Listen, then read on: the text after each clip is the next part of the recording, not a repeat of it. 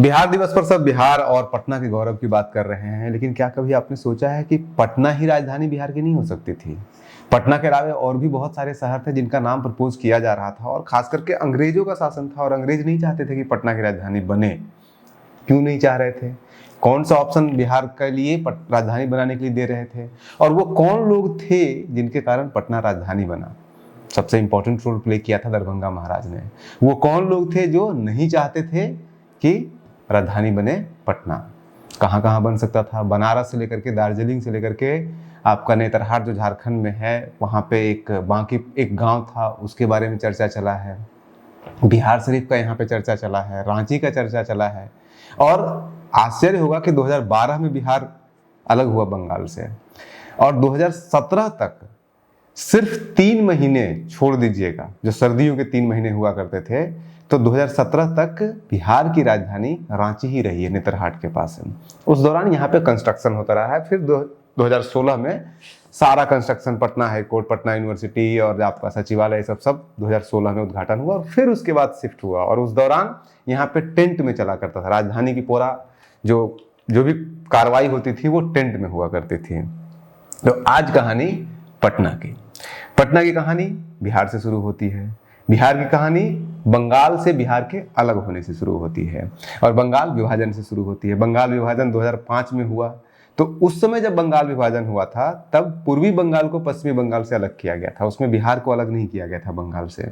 तो उस समय लैंग्वेज के नाम पे और बंगाली कल्चर के नाम पे एजिटेशन हुआ, बंग भंग आंदोलन हुआ, और उसके बाद फिर अंग्रेजों ने उस निर्णय को रोक दिया। उसके बाद फिर 2005 में ये हुआ, 7 में बंग भंग आंदोलन हुआ, और उसके बाद फिर अंग्रेजों ने 2012 में आके फैसला किया कि ठीक है, आपको अगर लगता है कि हम आपके संस्कृति को बर्बाद कर रहे हैं बंगाल को विभाजन करके, तो पूरा बंगाल आप एक रहिए, बिहार को और उड़ीसा को, इन दोनों को हम अलग करके एक अलग राज्य बना देते हैं, क्योंकि ये राज्य बहुत बड़ा हो जा रहा है, एडमिनिस्ट्रेटिवली हैंडल नहीं हो पा रहा है। तो 2012 में जो बिहार बना, उसमें बिहार भी था आज का, झारखंड भी था, और पूरा उड़ीसा भी था। इन तीनों को मिलाकर के राजधानी बना। नॉर्मली यही होता है कि राजधानी किसी भी राज्य के बिल्कुल केंद्र में होती है। जैसे हिंदुस्तान की राजधानी जब बंगाल में कलकत्ता से शिफ्ट होकर दिल्ली पहुंचाई गई, तो उस समय भी यही तर्क दिया गया कि चूंकि कलकत्ता बिल्कुल किनारे में पड़ जाता है और हिंदुस्तान की राजधानी हिंदुस्तान के बीचों बीच होना चाहिए, तो इसलिए दिल्ली में ले जाया गया। उसी तरह से बिहार में सबसे स्ट्रॉन्गेस्ट जो ब्रिटिश लोग चाहते थे, वो चाहते थे कि रांची में राजधानी हो। क्योंकि रांची थोड़ा सा कंजेस्टेड था, तो रांची के ही बगल में एक जगह था आपका नेतरहाट के पास, वहां पे प्रपोज किया गया कि वहां पे खाली पूरा जमीन है, वहीं पे इसको बनाया जाए। लेकिन सिर्फ उससे तो होता नहीं है। अंग्रेज चाह रहे थे, उड़ीसा के सारे लोग चाह रहे थे कि राजधानी रांची ही हो, लेकिन बिहार के लोग नहीं चाह रहे थे। बिहार का मतलब हुआ गंगा के, अभी जो आप नवादा से लेकर के, नालंदा से लेकर के ऊपर आप नेपाल बॉर्डर तक, यहाँ के जितने भी लोग थे और जितने जमींदार थे, पढ़े लिखे लोग थे, सच्चिदानंद से लेकर के अनूप नारायण से लेकर के आपके दरभंगा महाराज, ये सब लोग चाहते थे कि पटना राजधानी हो। तो लॉबिंग हुआ। अब लॉबिंग में तो वही जीतता है जो ताकतवर होता है, जो पैसे वाला होता है। तो अगर आप इतिहास उठाइएगा और देखिएगा कि उड़ीसा में कोई भी बड़ा जमींदार नहीं था, जबकि हिंदुस्तान का दूसरा सबसे बड़ा जमींदार दरभंगा महाराज थे। तो पैसा हो चाहे जो भी हो, इन सब मामलों में पावरफुल हो गए दरभंगा महाराज। लेकिन नॉर्थ बिहार में सिर्फ दरभंगा महाराज ही जमींदार नहीं थे, उनके अलावा और भी जमींदार थे। बनारस के जमींदार दूसरे सबसे बड़े जमींदार टेकारी महाराज, ये सब थे। तो इन लोगों ने कोशिश किया कि ले जाया जाए इसको बनारस, कि बनारस को आप इंक्लूड कर दीजिए बिहार में और इसको बना दीजिए राजधानी, बनारस को बिहार की राजधानी। लेकिन वही फिर सेंटर में नहीं है, और दरभंगा महाराज पावरफुल ज्यादा थे। लेकिन दरभंगा महाराज के पटना प्रपोजल के साथ अंग्रेजों का जो सबसे बड़ा दिक्कत था, उनका कहना था कि भाई आप लोग तो गर्मी में रहने के आदी हैं, हम गर्मी में रहने के आदी नहीं हैं, अंग्रेज लोग। तो अंग्रेज अगर गर्मी में रहने के आदी नहीं है, तो उनको तो ठंडी जगह चाहिए। रांची ठंडी जगह थी, आज भी रांची पटना के मुकाबले में कम वहां पर टेम्परेचर होता है। तो उस समय पे सच्चिदानंद सिंह और महेश नारायण, इन दोनों ने सुझाव दिया कि ठीक है, आपको ठंडी जगह ही चाहिए, तो ऐसा कीजिए कि उड़ीसा में जो दार्जिलिंग है उसको बिहार में मिला दीजिए, क्योंकि किशनगंज तक बिहार है ही। किशनगंज से थोड़ा सा आगे बढ़ते हैं दार्जिलिंग है, 100 किलोमीटर। तो उसको मिला लीजिए और उसको राजधानी बना लीजिए आप, ग्रीष्मकालीन राजधानी जिसे कहते हैं। जैसे हिंदुस्तान की ग्रीष्मकालीन राजधानी शिमला थी, उसी तरह से इसको बना दीजिए आप। लेकिन उस समय चूंकि उड़ीसा अलग स्टेट था और वो बंगाल के भी साथ नहीं था, बंगाल के साथ अगर होता तब उसमें निगोशिएशन में हो सकता था कि चलिए किशनगंज का थोड़ा एरिया आप ले लीजिए, हमको दार्जिलिंग दे दीजिए, या फिर संथाल परगना का थोड़ा एरिया आप ले लीजिए बिहार से और दार्जिलिंग दे दीजिए। लेकिन चूंकि वो आसाम राज्य का हिस्सा था, आसाम ने देने से साफ मना कर दिया, तो वो भी नहीं हुआ। अब जो लड़ाई जो हुई अंग्रेजों के बीच में, अंग्रेज उड़ीसा का जो लॉबी एक था, एक बनारस के जमींदार का लॉबी था, तेकारी महाराज उसके साथ थे, और एक दरभंगा महाराज का लॉबी था। इन तीनों में एक और मुद्दा आया कि भाई अगर पटना में, अगर आप, पटना बहुत पुराना शहर है, कंजेस्टेड शहर है, पुराने से ही लोग रह रहे हैं, उस समय भी बहुत आबादी थी, लाखों लोग उस समय रहा करते थे जिस समय राजधानी बन रही थी 1912 में। तो उस समय यह है कि जमीन कहाँ से आएगी, यहाँ पे विधानसभा बनाना है, विधान भवन बनाना है, गवर्नर हाउस बनाना है, पटना यूनिवर्सिटी बनाना है, यूनिवर्सिटी होगा, मेडिकल कॉलेज होगा, ये सब सभी जमीनें कहाँ से आएगी और जहाँ से कैसे बनेगा यहाँ पे। तो उस समय दरभंगा महाराज ने कहा कि जमीन की चिंता मत कीजिए, जमीन हम सारा दान देंगे। और उसी समय, आप आज भी कहते हैं, पटना यूनिवर्सिटी पूरा दरभंगा महाराज के जमीन पे बना हुआ है। पूरा बेली रोड जो आप देख रहे हैं, बिहार विधानसभा, विधान परिषद, जो आपका गवर्नर हाउस है, ये सब सारा जितना भी आपको दिख रहा है, उस समय लगभग 56 एकड़ जमीन दरभंगा महाराज ने सिर्फ जमीन दान किया था। 2012 में डिसीजन हुआ।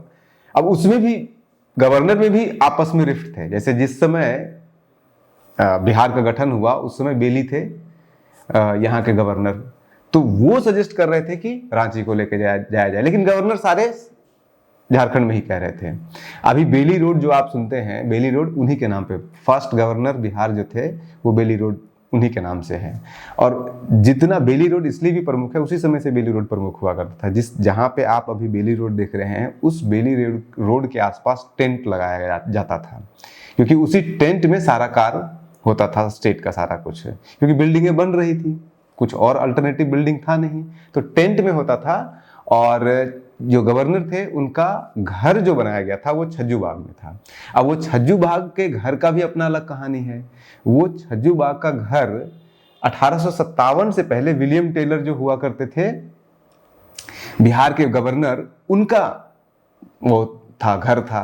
तो 1857 हुआ, विद्रोह हुआ, तो उस समय उसके जस्ट पहले वो अपना घर बेच करके भाग गए। और किसको बेचे? दरभंगा महाराज को।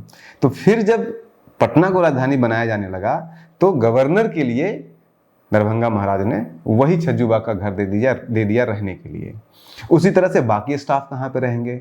तो बाकी स्टाफ के लिए आजकल जिसे आप गर्दनी बाग कहते हैं, उस गर्दनी बाग में टेंट लगाया गया था। और उसको गर्दनी बाग क्यों कहते हैं? एक्चुअली में उसका नाम गार्डन बाग है, मतलब गार्डन है उसका नाम, गार्डन, क्योंकि वहां पे गर्मी को कंट्रोल करने के लिए, पटना में गर्मी हुआ करती थी, तो अंग्रेज चूंकि गर्मी के आदी नहीं थे, अंग्रेज स्टाफ जो लोग होते थे, तो गर्मी को कंट्रोल करने के लिए ढेर सारा पेड़ लगाया गया था, तो इसलिए उसका नाम गार्डन रख दिया था, गार्डन वाला एरिया रख दिया था, और वहीं पे टेंट लगा हुआ होता था। तो वो गार्डन जो है वो गार्डन होते हुए आज वो गार्डन बाग हो गया, यानी कि गर्दनी बाग होगा, गार्डन से गर्दनी हो गया।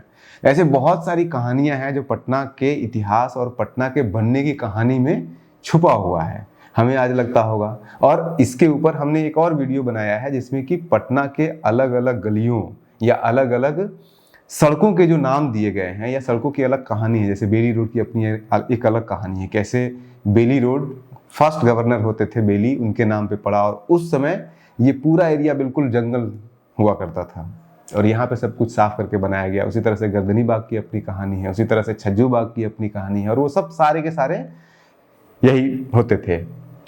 और ये सब कुछ जो फाइनल डिसीजन लिया गया कि पटना ही बनेगा राजधानी, तो वो डिसीजन लेने के लिए एक मीटिंग किया गया था। वही बेली थे यहाँ पे गवर्नर, और उन्होंने डेट भी उसका है 21 नवंबर 1912 को छज्जू बाग में, जो उनका हाउस था, जो दरभंगा महाराज ने उनको दिया था रहने के लिए, उसी में मीटिंग हुआ।